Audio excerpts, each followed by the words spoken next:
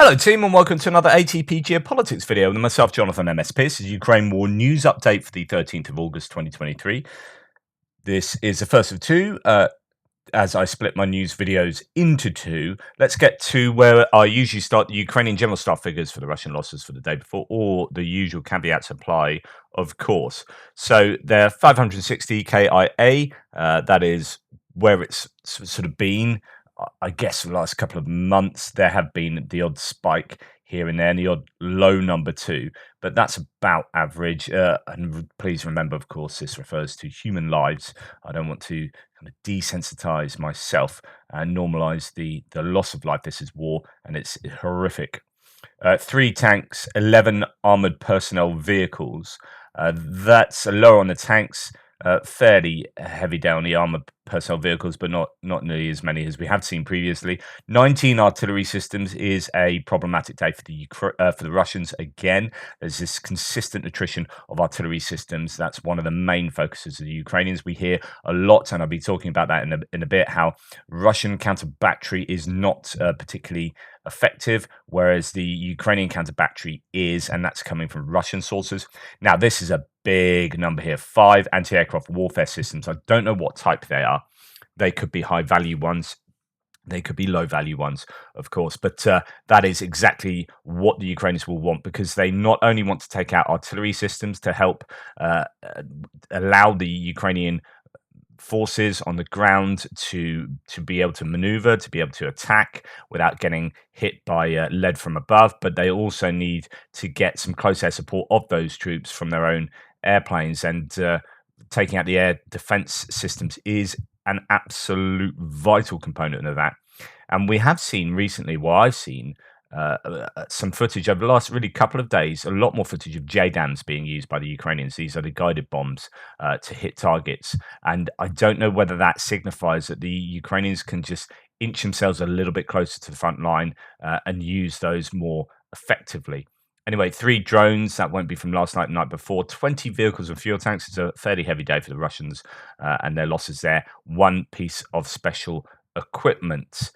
So that's the update from the General Staff. Andrew Perpetua, the mapper, who gives an update of what he counts when he's looking at various video sources. He hasn't updated his count today yet. So we'll go on to the BBC and Mediazona update. That is, well, this is a result of a lot of work surveilling the social media platforms in Russia to get a sense of how many Russian soldiers have died. Last time we dropped in on this project, they had found about 27,000 died. Now it's up to 30,000 confirmed Russian deaths. Now this is your absolute minimum benchmark. So these are sort of obituaries on social media and online that very explicitly refer to having died in the war. So if there's an obituary of someone who's in the army and has died, but it doesn't mention that they've died, in the conflict in Ukraine, then they won't be counted. And of course, that's not always the case. There'll be an awful lot of people who have died, but just the person on social media hasn't mentioned that they were killed in a war, and they won't be counted, even though there's a high probability that they are. So this is the absolute minimum. I don't think it includes DPR and LPR either, and I'm not 100% sure about Wagner. I can't remember. I have reported on this before and told you more explicitly, but it's just interesting that is moving upwards. So that's your absolute bench. That's your benchmark of your minimum deaths. Deaths will be higher than 30,003. But the question is, will they be as high as what the General Staff have reported, which is 253,000, if that indeed definitely refers to deaths and not just casualties as a whole? And there are different interpretations of that. Most people think it refers to deaths, but actually the BBC, interestingly, have previously reported that this refers to casualties, included wounded taken out of frontline fighting. So that's an update on their project. Very useful and good work from the BBC and Mediazona. Okay, Su-30 crashed in Kaliningrad region during exercise flights. The Ministry of Defense of the Russian Federation has reported, so they've admitted this. oops, not a good look. It was kind of, I don't know if it's an air display or whether these guys were just camping or whatever and watching it do some maneuvers and whatnot. But it'd be odd that there would be an air display in, during wartime. That seems rather odd to me.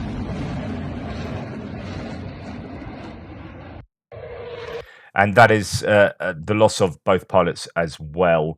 And there's the end result. So that's a loss to the Russian Air Force of Su-30, kind of needlessly, as in not during combat operations. Yesterday, a shootout happened. I won't show you the imagery here, but the shootout happened in Urzuf in Donetsk region between Russian mobilizing Kadyrovites. It said that the Kadyrovites got drunk and started shooting at Russian soldiers and civilians. As a result, 5 are dead and 7 are wounded. It's always good for the Ukrainians when things are not sort of settled behind the scenes in terms of the Russians, in terms of their cohesion, working together as a team. They are shooting each other instead. Now, here is, again, I keep getting restricted, so I'm not going to show you. It's really annoying, sorry.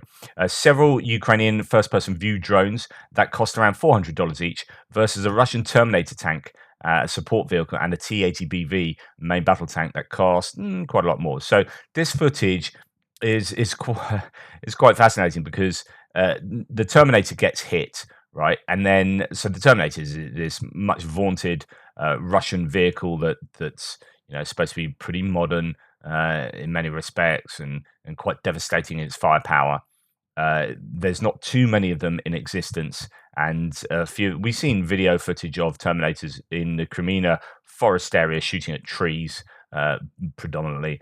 And this one gets hit. In fact, there's multiple hits. So I think as it's getting towed away by a support vehicle, then gets hit again, or the front vehicle gets hit. Probably that T-80 BV tank that's pulling it.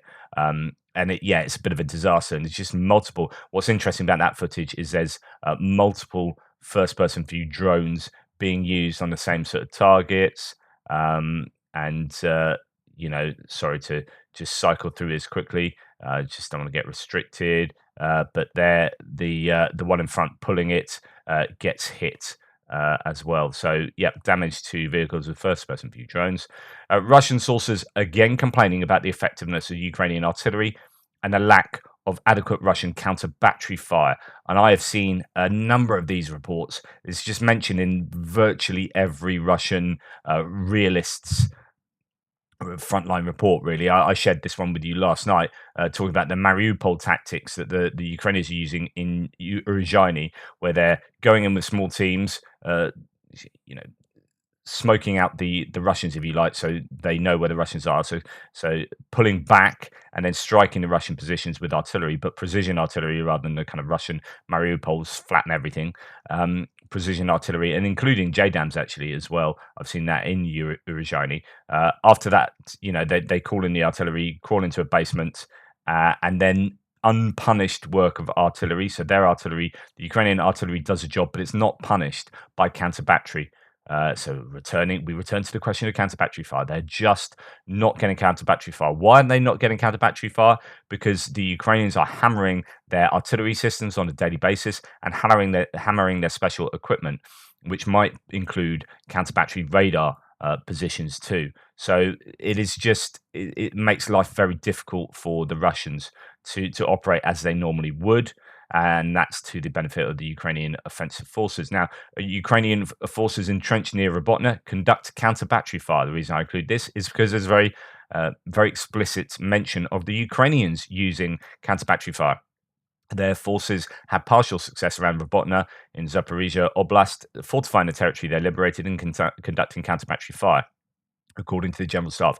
So this is, as I said, very explicit mention by the General Staff of settling down, doing counter-battery fire. It's not this continued momentum of a non-stop attack that just keeps moving and moving and moving, because they can't do that because of the mines. So they bite and hold, and after they've bitten, straight away settle down and do some counter-battery fire. That's what it appears to me at any rate.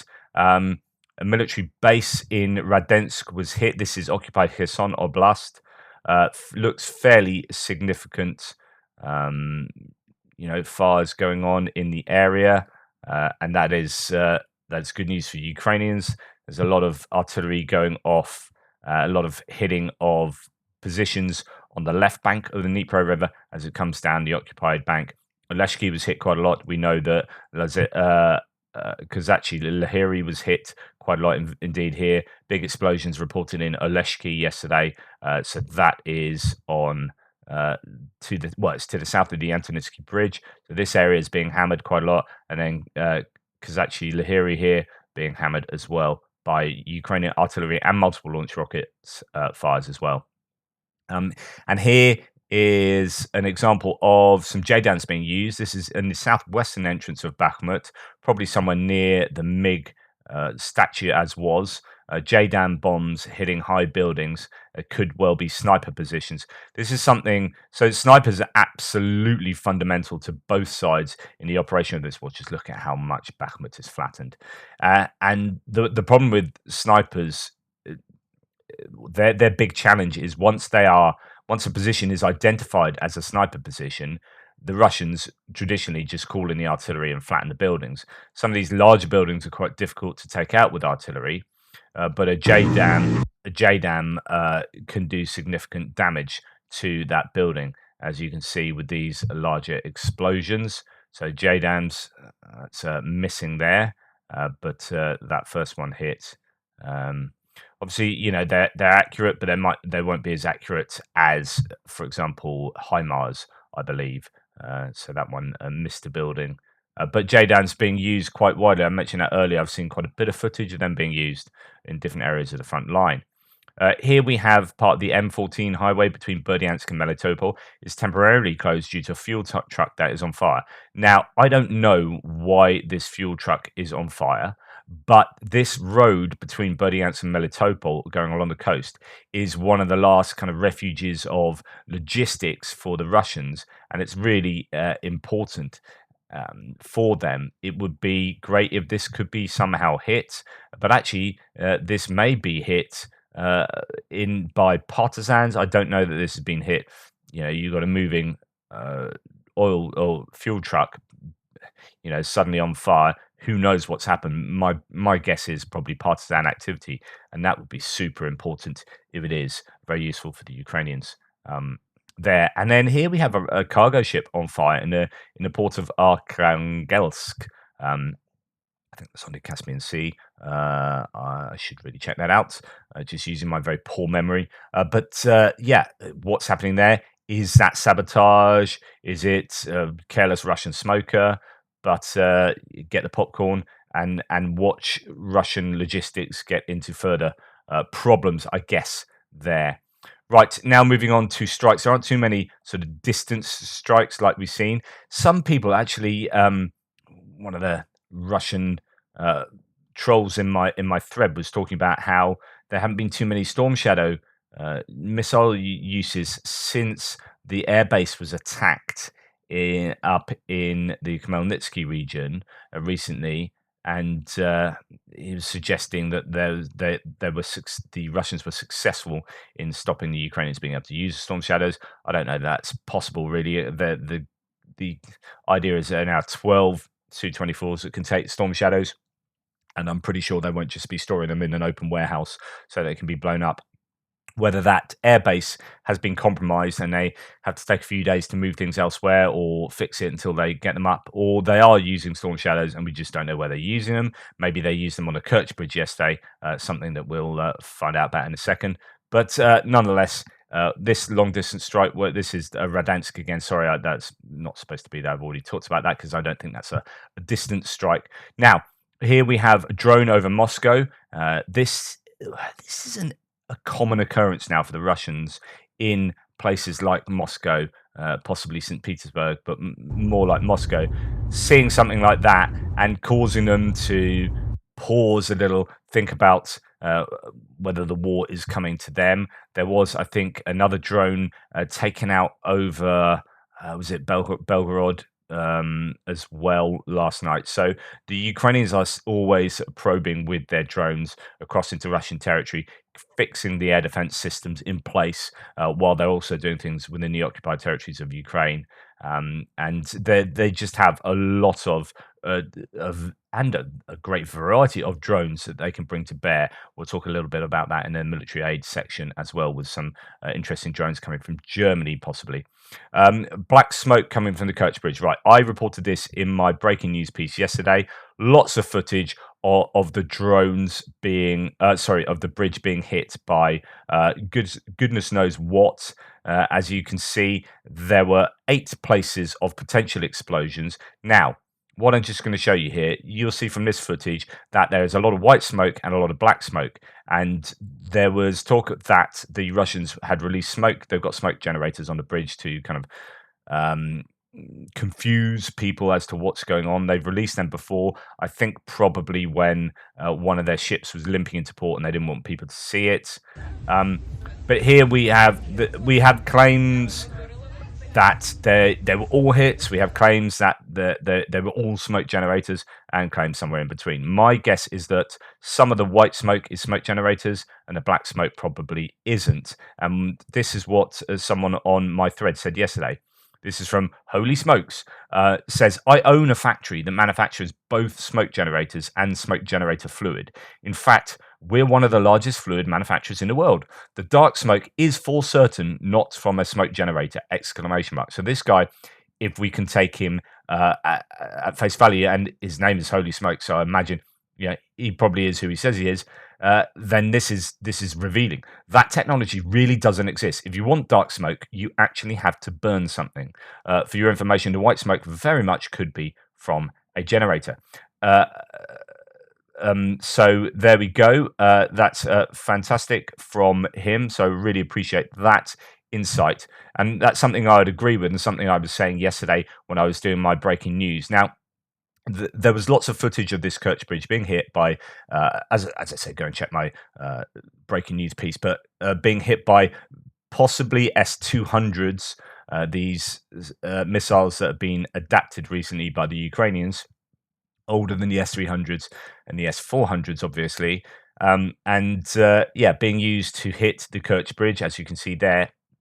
Now, I would agree that at least the grey ones are hits from missiles, and I think some of the white. So there was talk about how smoke generators generally, keep the smoke low because of the type of smoke it is, whereas explosions will throw some smoke up. And there was at least one of those explosions that was fairly white, that had smoke going upwards, while others were going sort of more sideways. So I think that possibly one of those white smoke explosions, or examples of white smoke, that was possibly that one there, was an explosion itself. So anyway, if the Kerch Bridge has been taken, we really don't know too much yet. We know about as much as we did last night or yesterday, so not too much information to add to what I said yesterday, but I'm fairly sure the Kerch Bridge has been compromised, at least somewhat. There was talk about this being a probing attack, and there could be a secondary attack. Now they know where the air defense systems are, that might take advantage of that knowledge and hit with a secondary kind of overwhelming attack on the Kerch Bridge. But as a result of this, Russians then quickly introduced a law, or tightened laws, about sharing of information.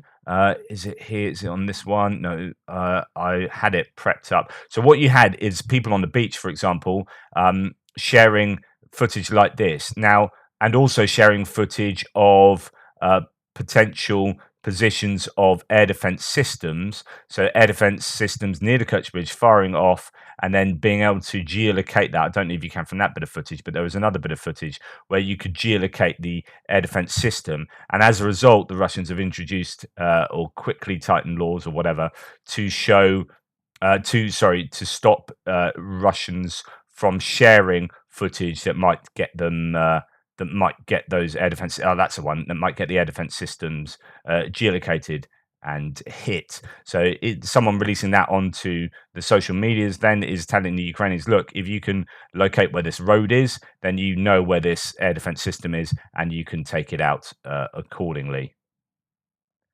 And here is one of the chaps that was taken on. So, a Russian holidaymaker who incautiously posted footage on social media of air defense missiles being fired over the Kerch bridge appears to have been dragged off the beach in his shorts to film a public apology for his actions. And he has, publicly apologized for um, sharing photos and videos of Russian air defense systems being used and the Kerch Bridge being hit. So there you go. Right, moving on to other bits and pieces. Zelensky, and I meant to report this yesterday, I just forgot to, or you just missed it. It's the sand slipped through my fingers, probably fairly quite literally around here. Zelensky sacks his military recruitment heads over frontline bribes scandal. So there's been these running scandals of the enlistment offices and the military heads of these regional recruitment centers, taking cash bribes and doing this and doing that, and corruption existing. And he's just blanket sacked the head of all these recruitments, all the heads of Ukraine's regional military recruitment centers in an attempt to drive out corruption. He's obviously, this is a major thing. They need to drive out corruption, not just because it's the right thing to do, but actually in order for them to accede to NATO and to get sort of IMF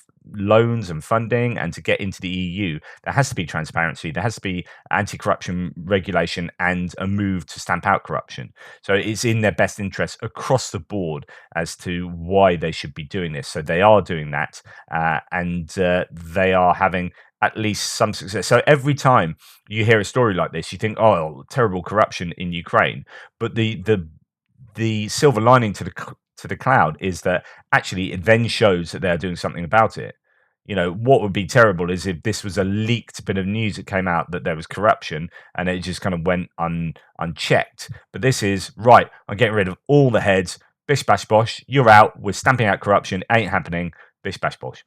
And that, I suppose, is good news for the Ukrainians there. Now, I didn't know quite whether to report this. There was, in Uzurisk in Russia, there was a dam that broke. I don't know quite why, but massive flooding in this one town that is pretty incredible to see. There's quite a bit of footage of terrible flooding hitting the surrounding area. So that is happening. Is that relevant to Ukraine? I don't know, but it's a bit of Russian news that just shows. I mean, I suppose anything like this diverts Russian resources and attention away from supporting the war. So they have to put money and they have to support these regions that are affected by anything big.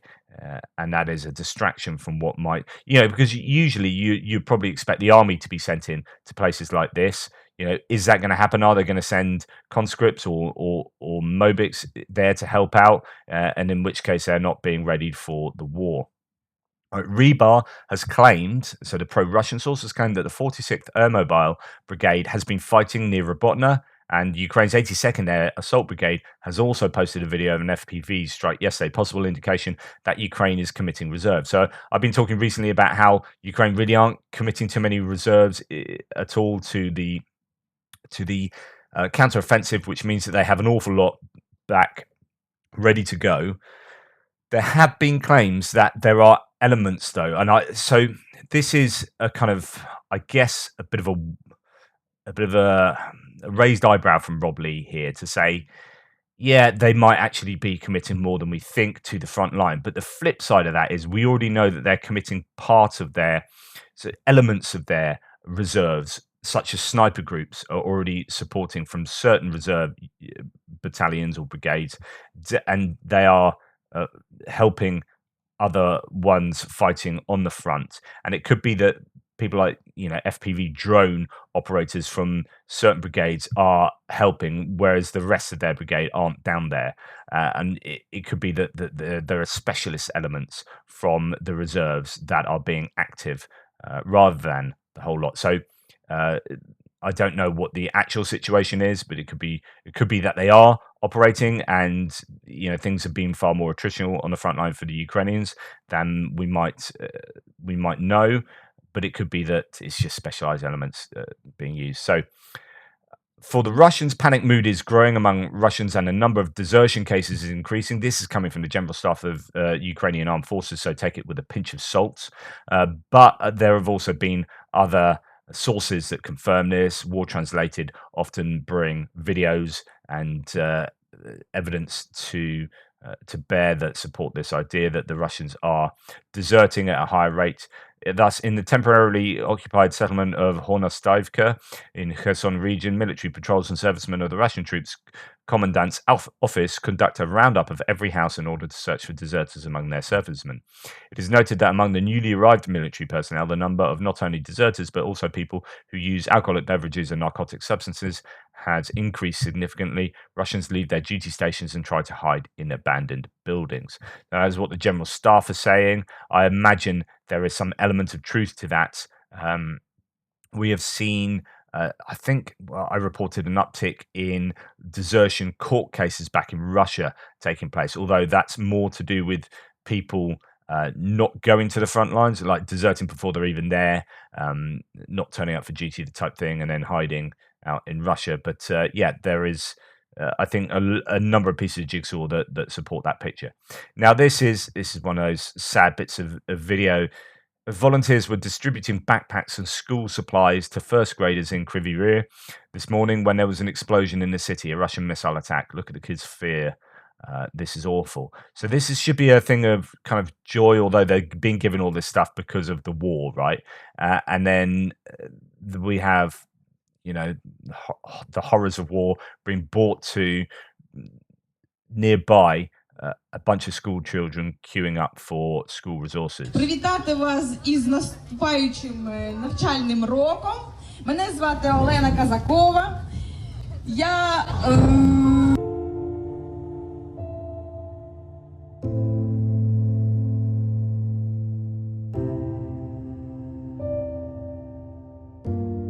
And obviously that's designed to pull on the heartstrings and the music and everything, and it's manipulative of the viewer. But the point is, it's just a little snippet of war being brought to places where war shouldn't be. Children dying or children being scared and with the rumble of missiles overhead or nearby. It's just a little snippet of brings home and the horrors of war. Even if you don't see any horrors here, it's just for the children. They're on edge the whole time. That's a. Anyway, Russian spy agencies are targeting Starlink with custom malware, Ukraine warns. And this could be a problem. It's a bit like, I suppose, Apple coming on the scene, and then there's no malware for Apple because everyone's used to doing creating viruses for Windows systems, and so Apple really safe. But then eventually there are going to be people who are, it gets used enough and widespread enough that people are designing stuff to upset Apple systems. I guess something like that. I mean, I don't really know much about that, but Starlink here, you imagine that the Russians are going to be fighting really hard to as more and more Ukrainian soldiers and units are using Starlink. And you'll be fighting really hard to try and upset those systems, hack into them in an attempt here, it says, to spy on troop movements. That's according to the Daily Telegraph. Watch out for more news on that, I guess. Right, so that's the beginning of part 1. Please like, subscribe, and share. Thank you so much for watching, and I'll drop in with part 2 shortly. Toodle bits.